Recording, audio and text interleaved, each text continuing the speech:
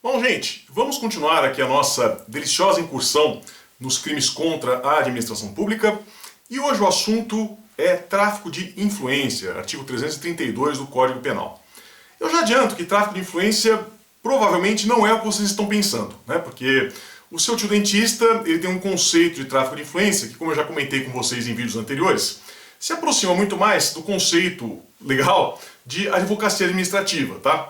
Então, o que é o tráfico de influência? O tráfico de influência, ele é muito próximo do crime de estelionato, tá? O tráfico de influência, vocês podem até guardar assim, ele é como se fosse um tipo especial de estelionato, porque se não houvesse aqui o crime de tráfico de influência, normalmente quem comete crime de tráfico de influência cometeria estelionato. Por quê? Vamos dar uma olhadinha aqui no tipo penal. Ele vai dizer assim, ó: solicitar, exigir, cobrar ou obter, para si ou para outrem, vantagem ou promessa de vantagem, a pretexto de influir em ato praticado por funcionário público no exercício da função. Notem que eu falei o a pretexto, né, com leitura dramática, entonação forte, porque a questão é toda essa. Vejam, quando eu tenho aqui o tráfico de influência, a pessoa está solicitando, exigindo, cobrando algum tipo de vantagem, não é para fazer nada, tá? Porque se fosse para fazer alguma coisa, provavelmente nós teríamos, né, corrupção, concussão, ou até mesmo advocacia administrativa, né? É sempre a pretexto, ou seja, o cara vai lá, vai pedir algum tipo de vantagem, né, vai querer ganhar algum dinheiro, dizendo que vai fazer alguma coisa. Mas na realidade, ele não vai fazer nada. Ele vai embolsar aquele dinheiro e não vai tomar nenhuma providência, né? Então, quem dá o dinheiro aqui é totalmente vítima, né? Porque ele está sendo enganado mesmo. É um estelionato, né? Estelionato da forma como você já conhece, lá do bom e velho artigo 171 do Código Penal, que nós vimos no ano passado, tá? Então assim, é claro, vocês vão falar pra mim, mas o cara que dá dinheiro também é safado, né? Porque ele tá dando dinheiro esperando que aconteça alguma coisa aí que não poderia. É verdade, mas vejam, isso também não é novidade. Eu quando estava na faculdade, né, eu fazia estágio lá no Ministério Público, eu costumava dizer, né, que quando a gente tem estelionato, dá vontade de denunciar a vítima. Porque, gente, a pessoa só cai no golpe de estelionato se ela for safada. Essa é a verdade, né? O cara tem que ser meio safado para ser vítima de estelionato. Nem sempre, né? Nem sempre isso vai acontecer. Mas pense assim, por exemplo, no golpe do bilhete premiado, né? Só cai nesse golpe, gente, quem é desonesto.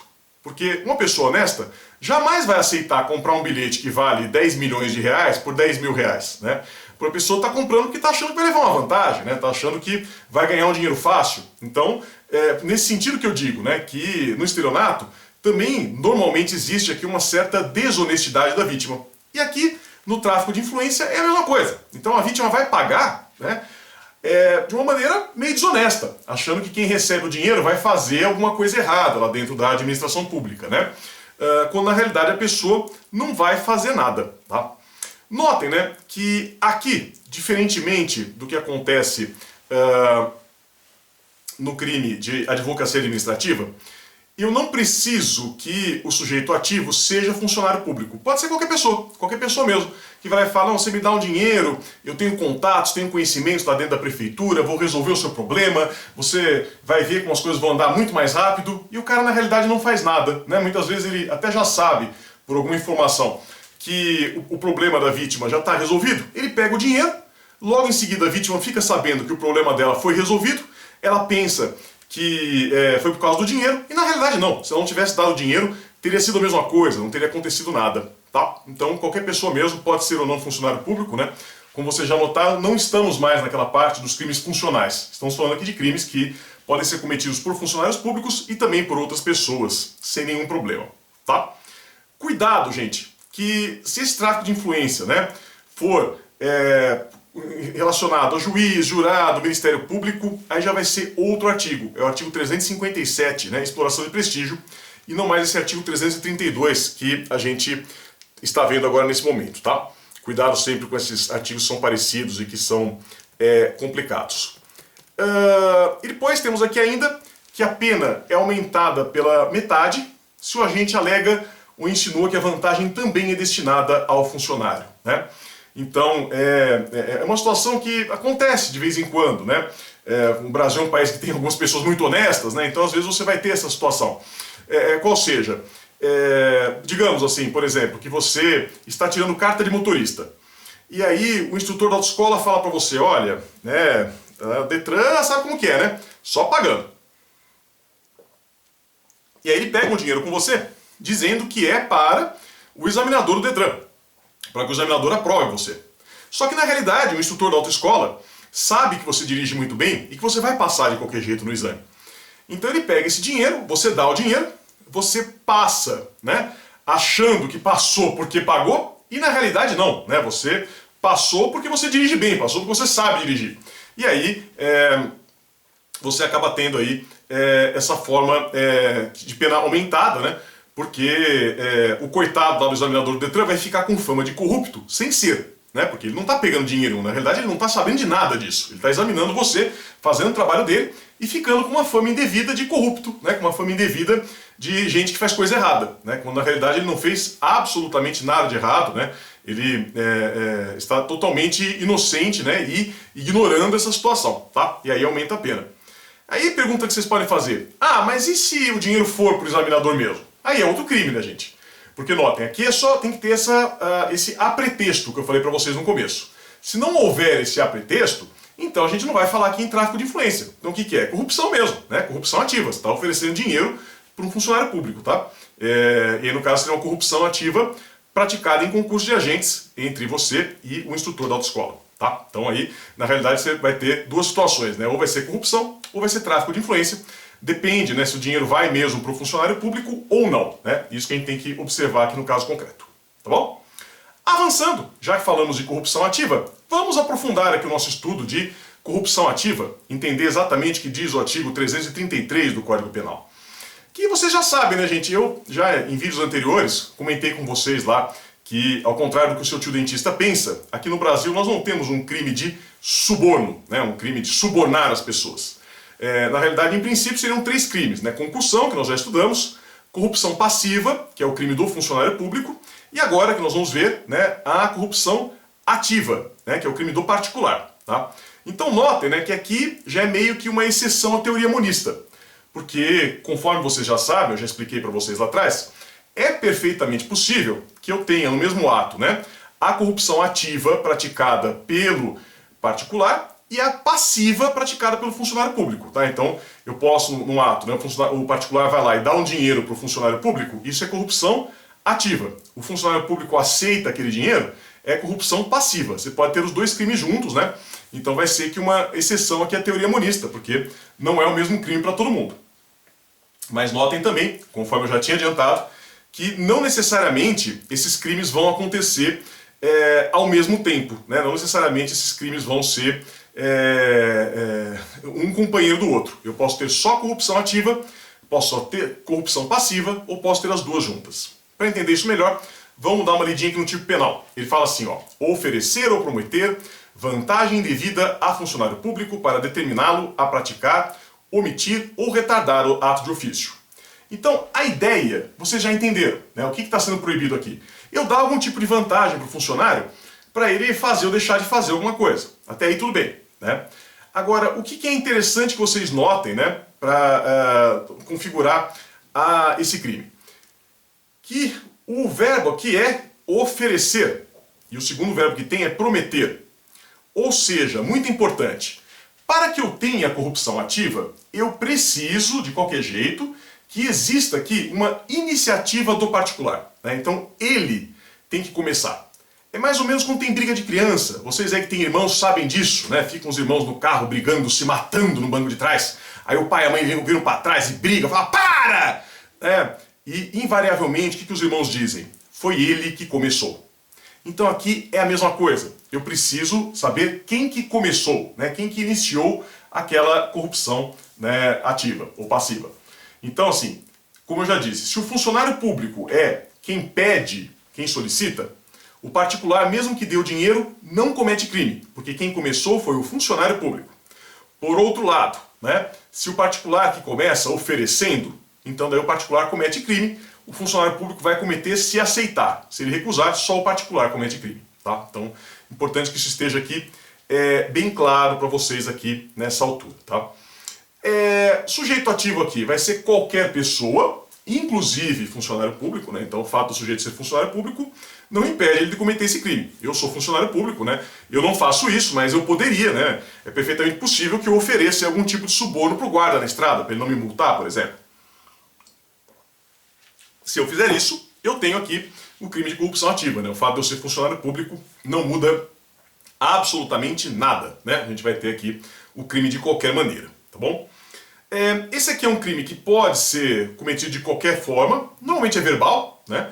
Mas ele pode ser cometido por escrito, por gesto, né? Não tem nenhum tipo de limitação, né? Na prática é verbal porque as pessoas não querem produzir provas contra si mesmas, né? Então o cara não vai ser bobo, né, de ficar contando para todo mundo que ele está tentando corromper alguém.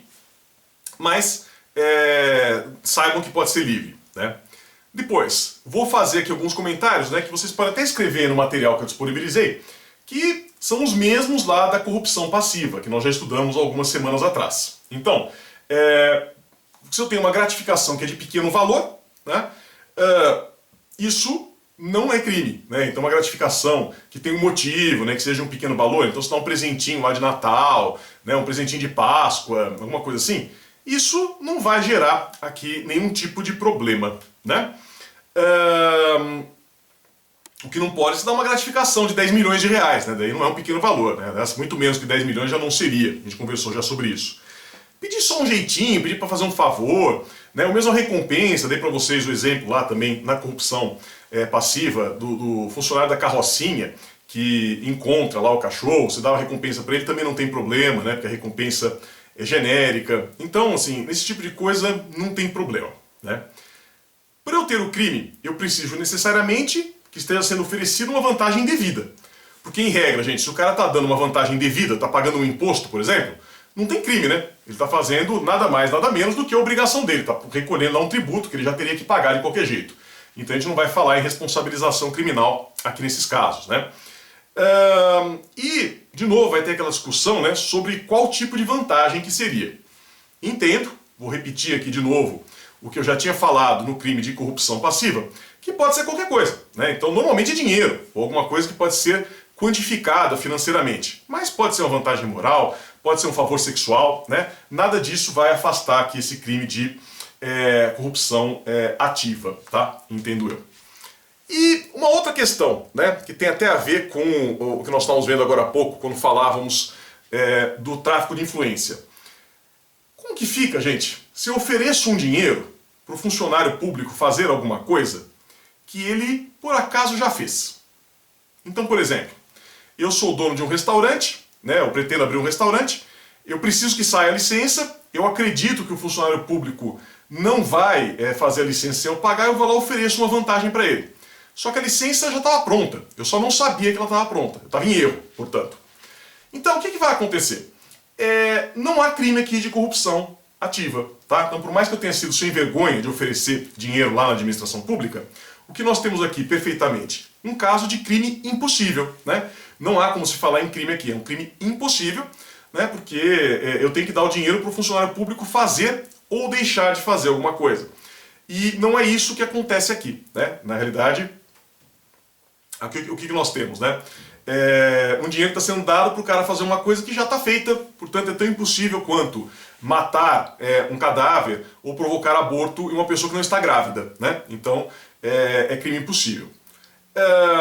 A consumação vai ser quando o funcionário toma conhecimento da oferta, cuidado, né? Para consumar esse crime ele não precisa aceitar a oferta, pela razão que eu falei para vocês no começo, né? Então, vejam, né? Se ele aceita a oferta, aí nós vamos ter dois crimes. Vamos ter aqui o crime de corrupção ativa e o passiva praticado por ele.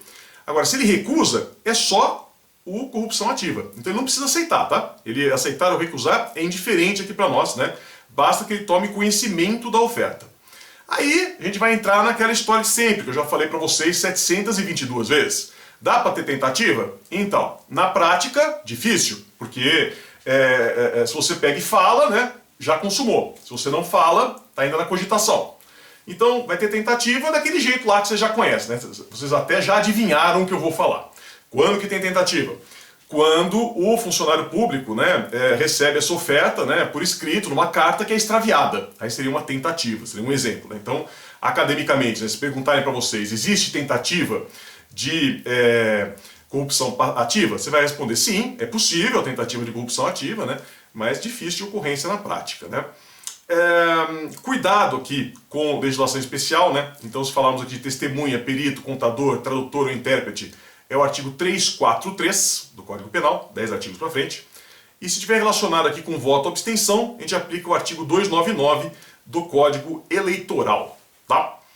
E por fim, para terminar esse crime, temos aqui no parágrafo único um aumento de pena, vai dizer que a pena é aumentada em 1/3, se em razão da vantagem ou promessa, o funcionário retarda ou omite ato de ofício, ou o pratica infringindo o dever funcional. Isso aqui, gente, vocês podem escrever aí também, que é igualzinho, né, ao crime de corrupção passiva. Lá tem um dispositivo igualzinho, que vai dizer isso. Então, assim, só você oferecer o dinheiro para o funcionário já é crime. Eu falei para vocês, basta que ele tome conhecimento da oferta, eu já tenho aqui o crime consumado. Mas, né, se além disso, ele realmente fizer o que eu estou querendo, né, se ele fizer alguma coisa errada, a gente vai ter esse aumento de pena. Ele fica pior ainda, né? Além do funcionário público estar recebendo uma oferta indevida, ele ainda está fazendo uma coisa errada. E, consequentemente, nós vamos ter um aumento de pena aqui nesse caso. Tá bom? Mas é isso, gente. Não percam, no próximo vídeo a gente vai falar sobre contrabando e descaminho. Não sei se vocês são contrabandistas, já fizeram contrabando. Vamos descobrir isso na nossa próxima aula. Muito obrigado e até lá!